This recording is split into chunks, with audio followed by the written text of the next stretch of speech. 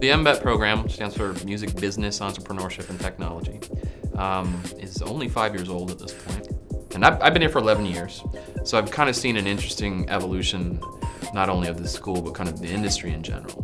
Kids started to become more interested in production, more interested in technical activity of whatever sort, whereas when I was first here in 2005, they were players, and they were strictly players, that kind of thing. My name's Bo Gordon. I'm an MBET senior. I was originally a transfer student. I spent 2 years in a music business program at a much larger school. I think the smallness of a school like UArts and a program like the MBET program is really conducive to what I want to do. The MBET program has afforded me a lot of personal freedom in figuring out what it is I want to do and what it is I don't want to do. It requires us to actually be creative and present and not just turn in something that's fitting the guidelines of what was asked of us.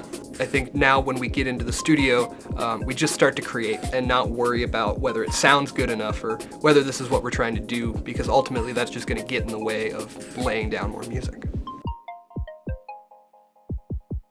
One of the coolest things about this program is that not only are you learning how to use commercially available equipment, and in some cases, like the synthesizer behind me, some really, really rare equipment, but you also have the opportunity to learn how to create some of those things on your own. I learned how to repair pretty much any piece of gear that I could come across, but I've also gotten the knowledge to get involved with all sorts of building blocks that allow me to create something that might not exist, which I think is really cool.